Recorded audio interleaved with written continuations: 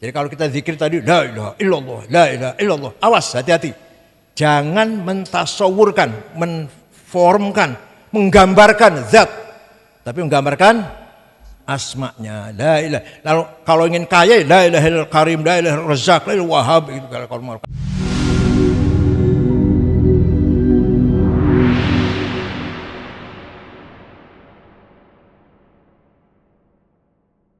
Syekh Abdul Qadir Jailani itu nama lengkapnya Abdul Qadir Abu Muhammad bin Abu Soleh Musa bin Abdullah bin Dus Al-Jailani atau Al-Kailani atau Al-Jili atau Al-Kili. Wafat tahun 400, lahir tahun 470, wafat tahun 561.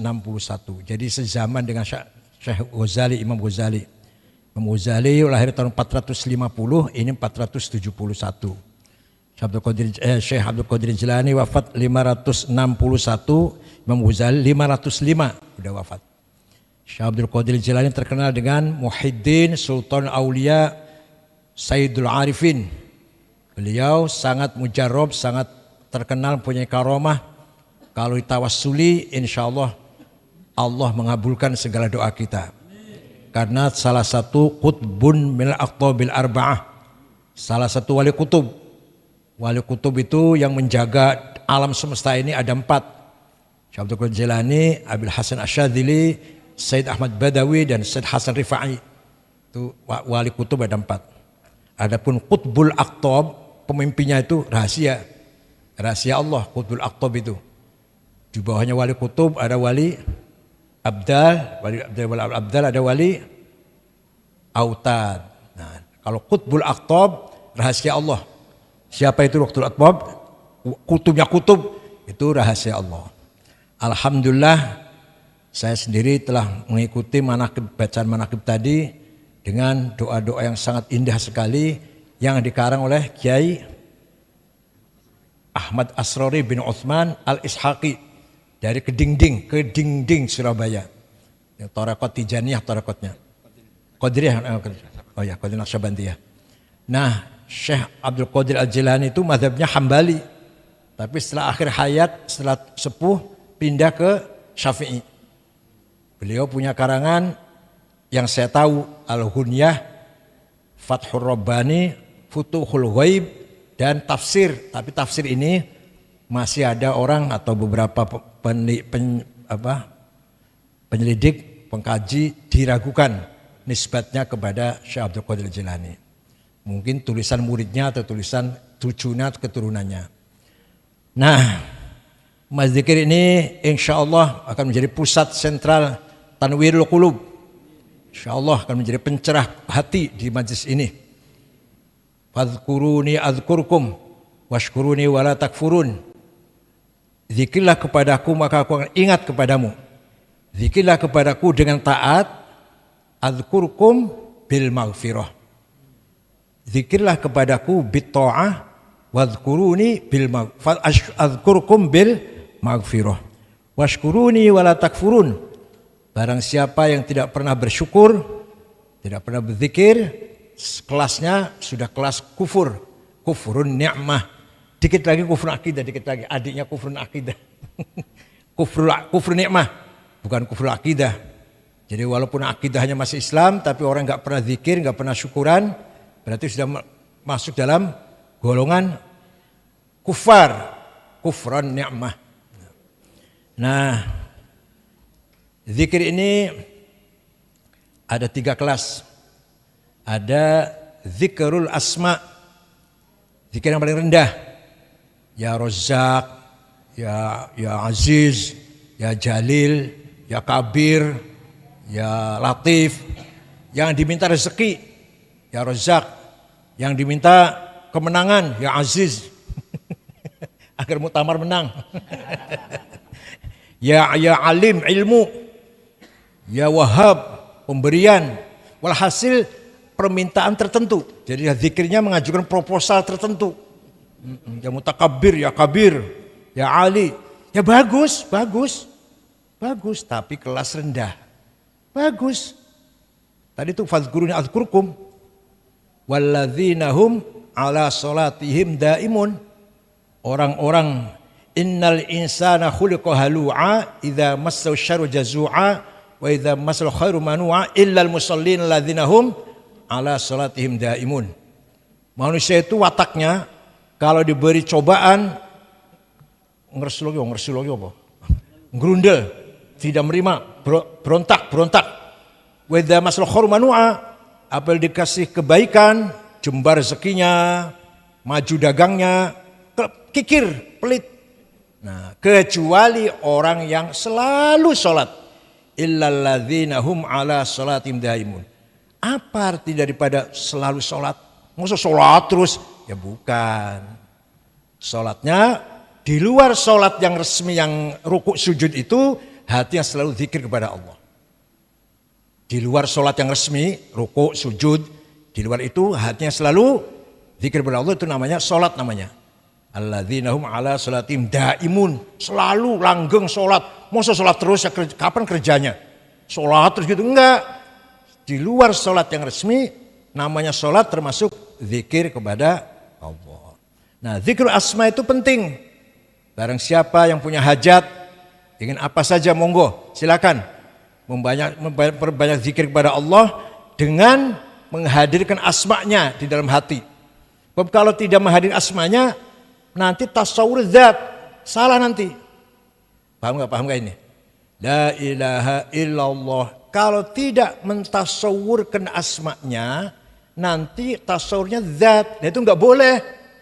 Nanti menggambarkan Allah apa tinggi, besar, gemuk, apa gimana? Itu nanti gimana?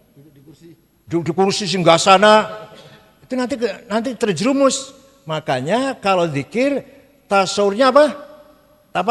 Asma'nya. La ilaha illallah. La ilaha illallah rahman. La ilaha illallah rahim. La ilaha illallah malik. La ilaha illallah kudus. La ilaha salam. Paham gak? Paham tidak? Supaya tidak tasawur zat. Tidak menformkan zat. Tapi menformkan asma'nya. Paham ya? Jadi kalau kita zikir tadi. La ilaha illallah. La ilaha illallah. Awas, hati-hati.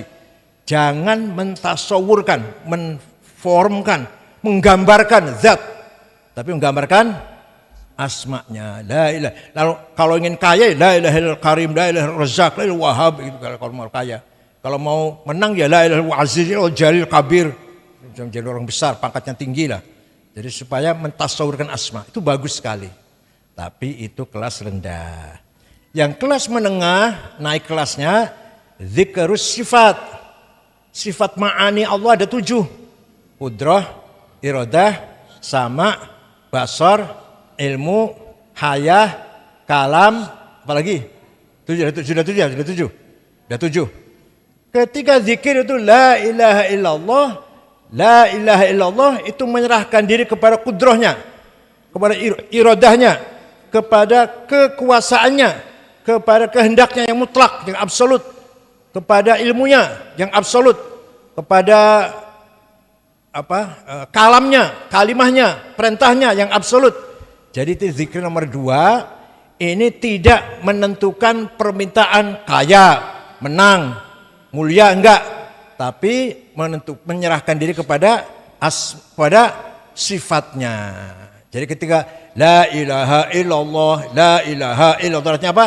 La ilaha illa al-qadir, al-alim, al-murid, al-hayy, al-qayyum, al-mutakallim, hasil yang dizikirkan itu adalah apa? Sifatnya lebih general, lebih universal daripada asma'nya tadi. Yang puncak adalah zikrul zat. Zikrul zatil mutlaqah al-mujarradah an sabil idhafat. Ketika la ilaha illallah tidak dibarengi dengan permintaan. Jadi enggak usah minta apa-apa. Ini yang paling tinggi itu. Jangan menyertakan permintaan, apalagi uang, apa pangkat, kedudukan. Minta surganya saja tidak. Minta maghfirahnya, rahmatnya saja tidak. Ya ini sudah tinggi, Ya ini cuma cerita saja. Saya pun nggak bisa ini. Cuma cerita. Jadi ketika la ilaha illallah betul-betul zikir pada zatnya, bukan minta apa-apa, enggak minta apa-apa. Zikir zat. Karena zat itu apa? Zat itu tidak terkait dengan alam semesta ini. Yang terkait dengan alam semesta adalah sifatnya dan asma'nya. Adapun zatnya tidak ada kaitan dengan alam ini. Yang punya nisbat idhofah kepada alam semesta, kepada kita semua manusia lah, adalah asma'nya dan sifatnya. Zatnya nggak ngurus. Jadi zatnya Allah itu nggak ada hubungan dengan kita semua, nggak ada hubungan. Yang ada hubungan itu sifatnya dan asma'nya. Zatnya kan burang dimbuh, entah di mana itu.